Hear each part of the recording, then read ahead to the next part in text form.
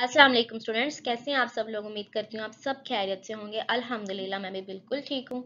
Back to work again. आज का जो हमारा टॉपिक है वो है फिजियोलॉजी। पेपर डी जो है उसको स्टार्ट करेंगे। फर्स्ट चैप्टर फर्स्ट टॉपिक थोड़ी सी आज जो है इस चैप्टर में टर्म्स एंड डेफिनेशंस वगैरह होंगी। ठीक है, so let's get started. Before starting the lecture you have to subscribe the channel, like the video, share as much as possible. और इसके अलावा जो है आप इंस्टाग्राम पे भी फॉलो करें और किसी भी तरह की आपको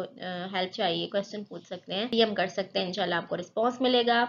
और आज का जो हमारा जो टॉपिक प्लांट फिजियोलॉजी है, प्लांट फिजियोलॉजी एंड इकोलॉजी, इसमें हमने कुछ बेसिक कॉन्सेप्ट्स, डेफिनेशंस और सॉल्यूशंस, ठीक है, तीन चीज़ें हैं बेसिकली। मतलब एक ओवरऑल व्यू होगा आपके फर्स्ट चैप्टर में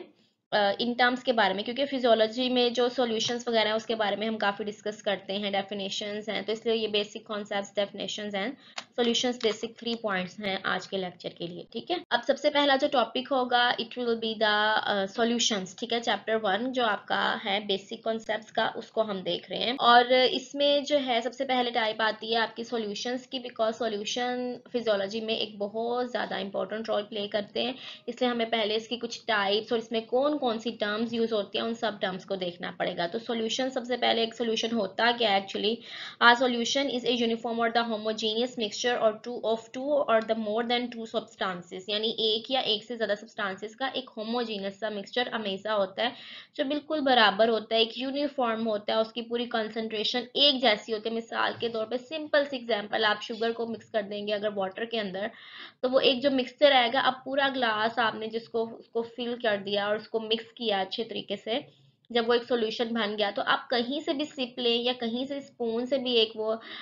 जो है थोड़ा सा सॉल्यूशन लेंगे, तो आपको हर जगह से सेम टेस्ट आएगा जब वो एक होमोजीनस मिक्सर बनेगा, when it will be in form of A solution. ठीक है, जब तक वो मुकम्मल तौर पे हल नहीं होता तब उस वक्त तक वो सॉल्यूशन नहीं बन रहा। जब वो मुकम्मल तौर पर डिसॉल्व हो गया है, मिक्सचर बन गया, तो it will be A solution of sugar and water. Solute is एक डिजॉल्व सब्सटेंस। सोल्यूट वो डिजॉल्व सब्सटेंस है जिसको हमने उसमें हल कर दिया, and it is usually in small quantity which में बी अ लिक्विड और अ गैस। जब हम स्टडी करेंगे तो वो लिक्विड की फॉर्म में भी हो सकता है, गैस की फॉर्म में भी हो सकता है, ठीक है, और सॉलिड भी हो सकता है सोल्यूट। तो मतलब ये होगा कि जो भी चीज़ जिसको हमने हल करना है या डिसॉल्व करना है, और ये मोस्टली सॉल्वेंट से या दूसरी क्वांटिटी से जो है उसकी क्वांटिटीज की सोल्यूट की कम होती है। ठीक है, and the second point is the solvent. जिस चीज में हम हल कर रहे हैं, solvent is a substance which dissolves the solute, यानी वो सब्सटेंस जो सॉल्यूट को डिसॉल्व करेगा। जैसे अगर हमने शुगर और वाटर की एग्जांपल ली है, तो sugar will be the solute, water will be the solution. Same example इसमें जो है आपके उसमें बुक में भी है। For example, is solution of A sugar and the water, sugar is the solute and the water is a solvent होगा, क्योंकि हमने वाटर में सॉल्वेंट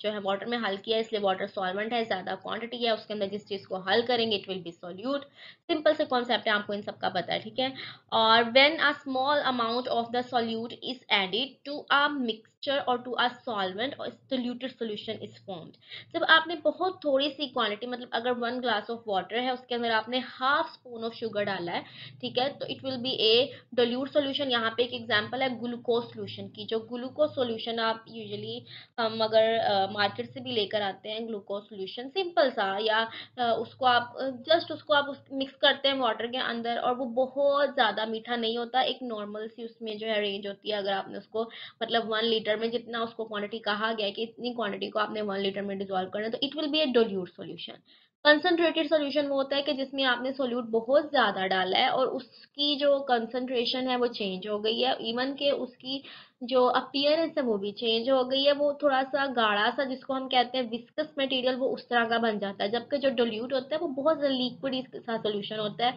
उसमें सोल्यूट की कंसंट्रेशन बहुत कम होती है। ये जरूर पता चलता है कि आपने उसमें हल किया, जैसे आपने शुगर को या ग्लूकोज को या नमक को, किसी भी चीज को वाटर के अंदर हल किया है, तो it will be a dilute solution. अगर आपने वो बहुत ज्यादा क्वांटिटी में नहीं डाला, जैसे 1 ग्लास में आपने हाफ स्पून डाला या उससे भी कम, तो वो डिल्यूट सोल्यूशन होगा। टेस्ट जरूर आपको फील होगा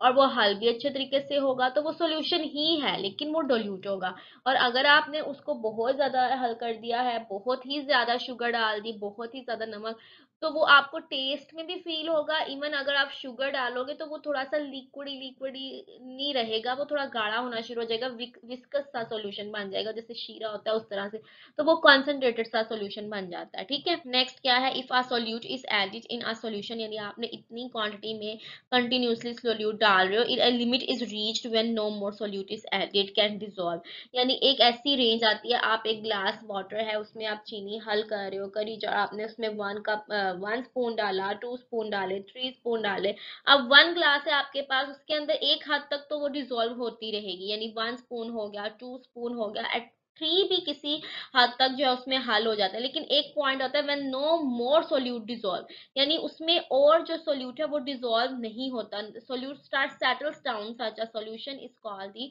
सैचुरेटेड सॉल्यूशन। सोल्यूट जो है नीचे बैठना शुरू हो जाता है, जैसे अगर आपने शुगर डाली है तो शुगर आपको नजर आएगी कि शुगर नीचे बैठना शुरू हो गई है, वो अब हल नहीं हो रही, चाहे आप उसको जितना मर्जी कोशिश कर लो लेकिन वो हल नहीं होगी, तो it will be A saturated solution. Solution को हम कहेंगे कि सैचुरेटेड सॉल्यूशन है, इसमें मोर सोल्यूट हल या डिसॉल्व नहीं हो सकता। नेक्स्ट अब हमारे पास आएगा आ सैचुरेटेड सॉल्यूशन, एक ऐसा सैचुरेटेड सॉल्यूशन जिसमें मतलब आप उसमें और सोल्यूट डाल हो, अ saturated solution that dissolve more solute, उसमें आपने और सोल्यूट डाला, ठीक है, and when the temperature is increased, और आपने नीचे से फ्लेम को ऑन कर दिया, उसको स्टोव के ऊपर रख दिया, टेम्परेचर उसका इंक्रीज कर दिया, तो a super saturated solution is form, एक सुपर सैचुरेटेड सॉल्यूशन बनेगा। सेम वही एग्जांपल हम ले रहे हैं, सिंपल ग्लास ऑफ वाटर के अंदर आपने 1 स्पून डाले, 2 डाले, 3 डाले, अब आप देख रहे हो उसके अंदर वो हल नहीं हो रहा, डिसॉल्व नहीं हो रही शुगर, आप उसको स्टोव के ऊपर रख दोगे, फ्लेम ऑन कर दोगे, टेम्परेचर उसको दोगे, जैसे जैसे आप उसका टेम्परेचर इंक्रीज करते जाओगे,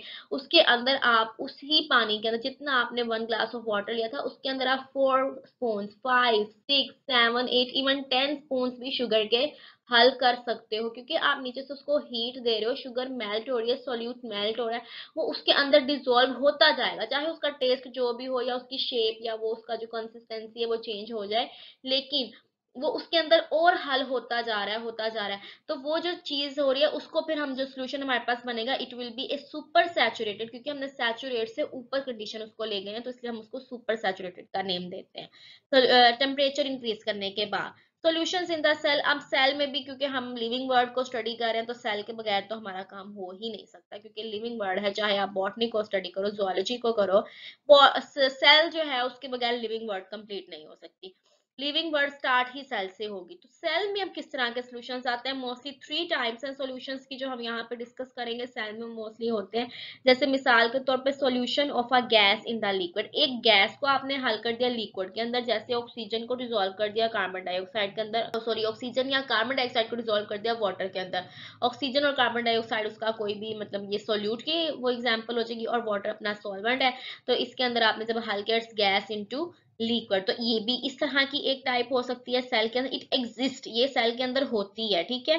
solution of the liquid in the liquid, ये भी हो सकता है लिक्विड और लिक्विड ही सॉल्यूशन आप बना दो, विच में be freely miscible in the water, हो सकता है वो हर प्रोपोर्शन में, इन द ऑल प्रोपोर्शंस, किसी भी तरह की इसको क्वांटिटी में हल कर सको, और विच में बी 2 लिक्विड्स आर स्पेरेंटली सॉल्युबल, ये भी हो सकता है कि वो 2 लिक्विड्स आपस में एक दूसरे के अंदर हल ना हो सके। अब उसकी सिंपल से आपको एक एग्जांपल दूं, आप अब माशाल्लाह रमजान भी आने वाले हैं, तो आप देखोगे आपने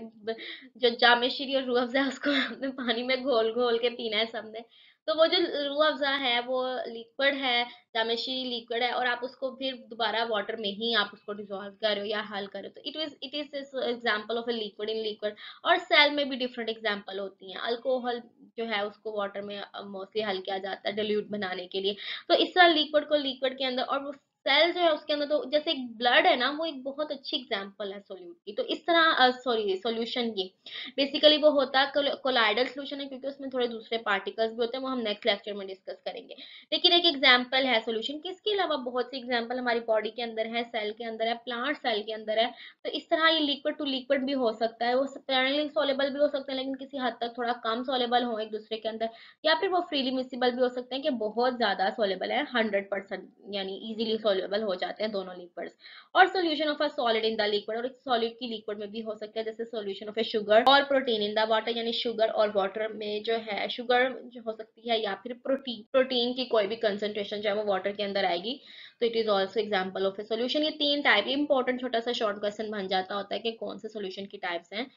सेल के अंदर। ठीक है, नेक्स्ट हमारे पास क्या है, ए सॉल्यूशन इज,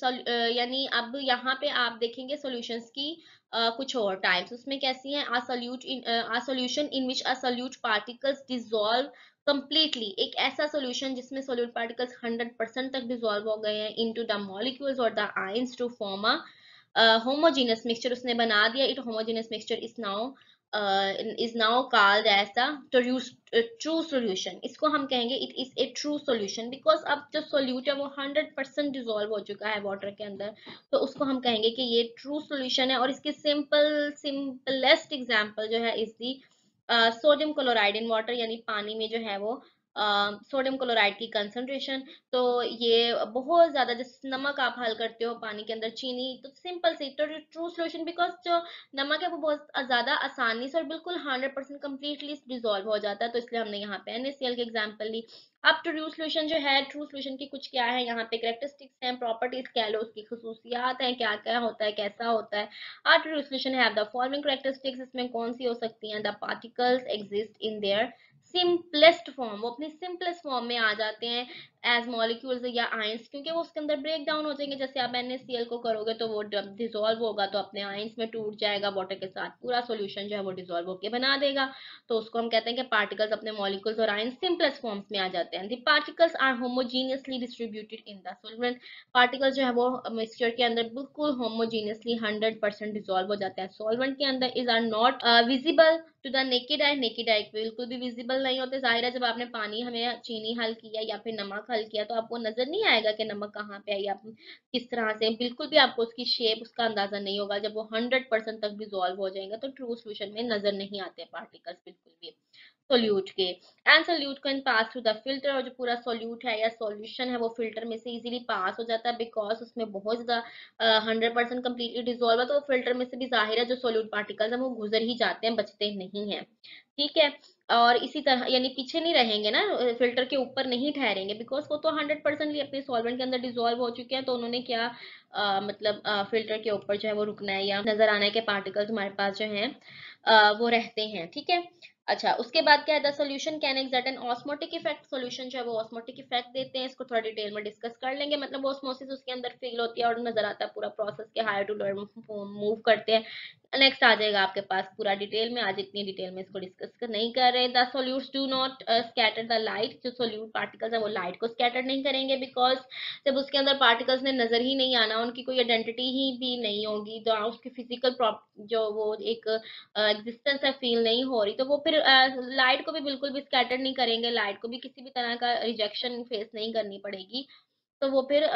लाइट उसके अंदर से आराम से गुजर जाती है, किसी भी तरह की स्कैटरिंग नहीं हो। And the solute can diffuse throughly the medium, medium में से भी जो है इजीली डिफ्यूज आउट कर जाते हैं, क्योंकि वो मिक्स जो इस हद तक हो जाते हैं कि वो डिफ्यूज कर जाए। तो आज तक का हमारा टॉपिक जो है यहीं तक था। लेक्चर जो है इंशाल्लाह मुझे उम्मीद है आपको पसंद आया होगा। छोटे बेसिक बेसिक से कॉन्सेप्ट्स हैं, क्योंकि जब आप इनको अंडरस्टैंड करोगे फिर ही आप फिजियोलॉजी को आगे अच्छे तरीके से समझ पाओगे कि फिजियोलॉजी एक्चुअल में क्या चीज़ है। फिजियोलॉजी फंक्शनिंग है सेल की, बॉटनी में पूरे प्लांट्स की फंक्शनिंग है, तो फिर solution, solvent, solute, true, colloidal, different solution की टाइप्स भी और भी आगे रहती हैं, उन सबको करेंगे हम डिस्कस, क्योंकि उन सबका आपको पता चल जाएगा आसानी से, तो फिर नेक्स्ट आपके लेक्चर्स को अंडरस्टैंड करना इजी होगा। तो इंशाल्लाह नेक्स्ट लेक्चर हमारा प्लांट बॉटनी जो है पेपर ए में से होगा। So stay connecting and stay tuned. अपना बहुत ज़्यादा ख्याल रखें, मुझे दुआओं में याद रखें। अल्लाह हाफिज।